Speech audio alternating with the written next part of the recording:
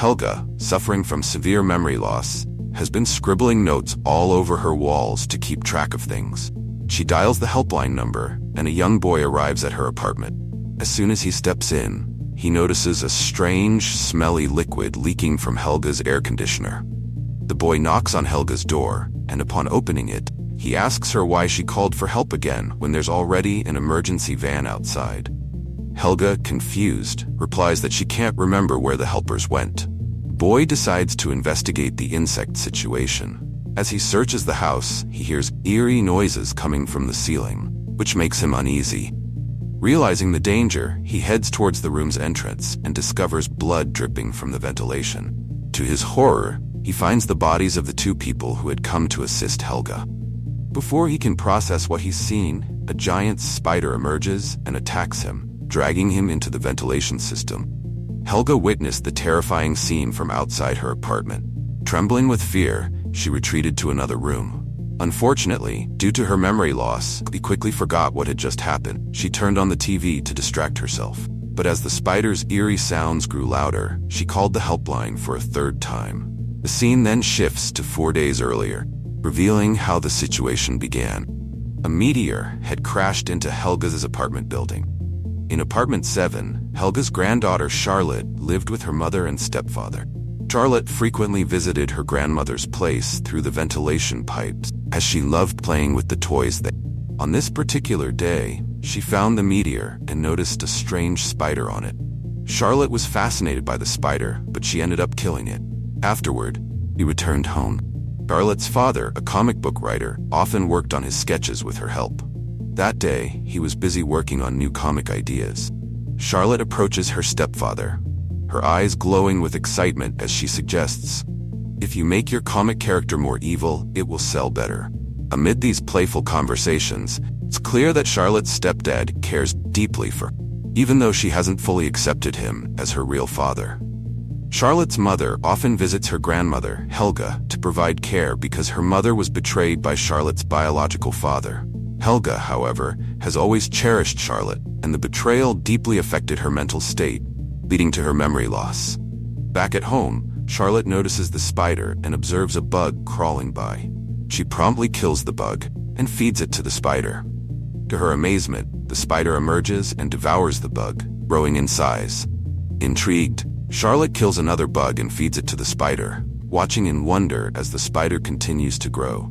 Meanwhile, her stepfather, busy working on comic sketches, becomes puzzled when he finds the same jar that once held the spider in his room. Charlotte was in the bathroom at the time, so her stepfather kept an eye on the spider. When Charlotte returned, he told her, "I've come to get your mother for my comic story." Charlotte assured him that she would help, but needed to get some sleep first. Afterward, her stepfather went to his room, and everyone went to bed. The spider, still hungry, crawled out of the jar in search of a bigger meal. It slithered through the ventilation pipes and entered another apartment, Charlotte's stepfather's mother's place, Charlotte's second grandmother. There, the spider attacked the grandmother's pet parrot. The next morning, Charlotte's second grandmother was horrified to find her parrot brutally killed. She screamed in shock, which alerted Charlotte's stepfather. When he arrived at the scene, he was devastated by the sight of the parrot's mangled remains. Unsure of who could be responsible, he wondered if a rat or another animal could have caused the damage, as suggested by Charlotte's grandmother. The emergency team arrives and a rescue officer examines the scene. He determines that the damage was caused by an insect, specifically one with a venomous bite that could cause severe harm. The team begins spraying insecticide throughout the apartment. When it's Charlotte's turn, she refuses to let them spray, telling the officer she has a spider she's been keeping and doesn't want it harmed. After the team leaves, Charlotte, frustrated with the spider, feeds it some bugs. She also notices that the mouth fresheners in the room seem to frighten the spider. That night, while everyone is asleep, the spider escapes its jar and enters the room of a young woman. Her dog starts barking at the spider, causing the woman to approach her pet and take a family photo. As she looks at the photo, the spider suddenly drops onto it, startling her. The spider then attacks her mouth, and she is horrified to see blood oozing from her mouth as she looks in the mirror.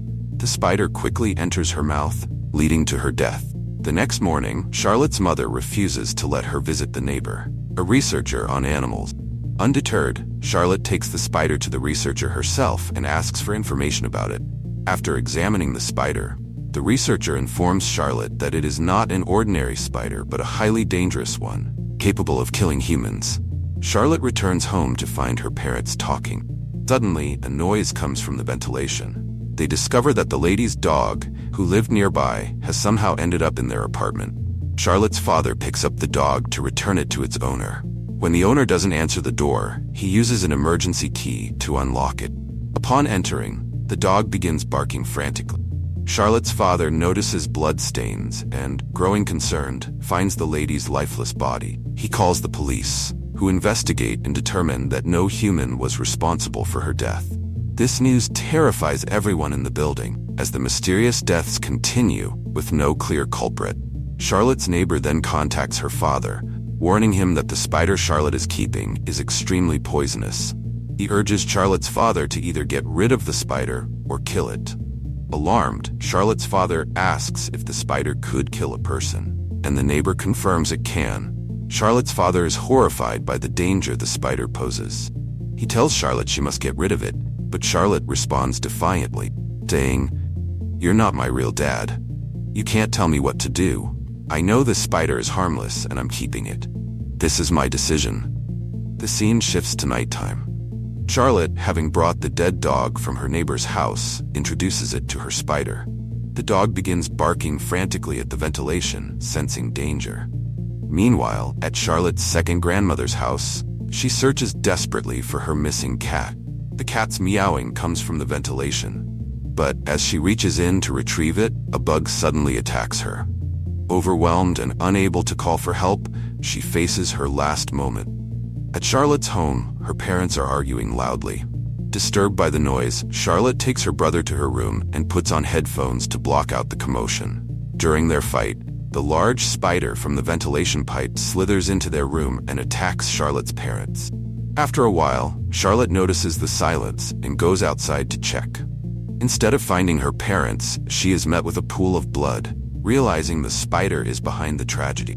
Determined to save her family, Charlotte knows she must eliminate the spider. Recalling that mouth freshener tablets can harm the spider, she mixes a large quantity of them into water and fills a water gun with the solution. Charlotte then enters the ventilation system, aware that the spider has been using it to move around. When Charlotte's father regains consciousness, he finds himself and his family trapped in a massive web spun by the spider. They are all ensnared and struggling to escape. He attempts to rescue his mother, but the web breaks, causing her to fall. Meanwhile, Charlotte, still in the ventilation system, arrives at Helga's house. She discovers her second grandmother's lifeless body, can't find her own parents. She asks Helga for help, but Helga, suffering from her memory issues, doesn't recall anything. Charlotte notices the scent of mouth freshener in the house and realizes that this is why the spider hasn't attacked her parents yet.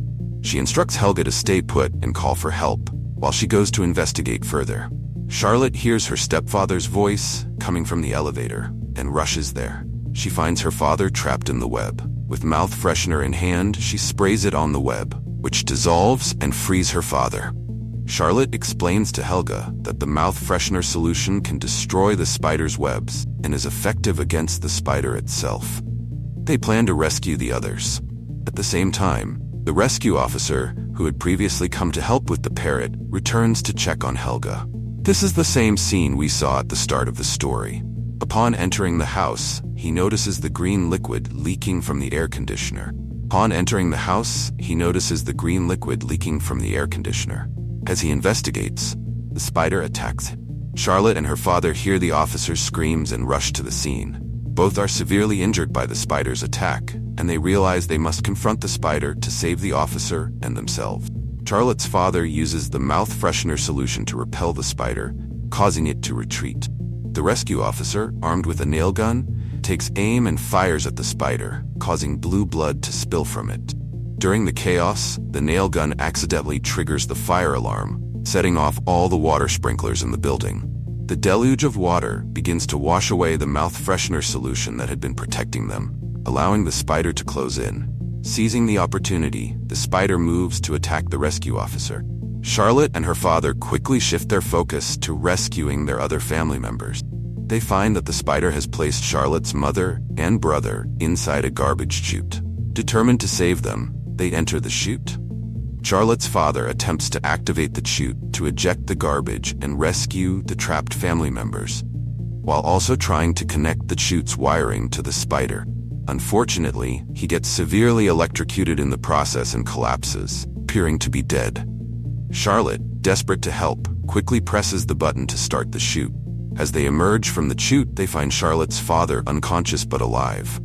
With effort, they manage to revive him, and everyone is overjoyed to see him awake.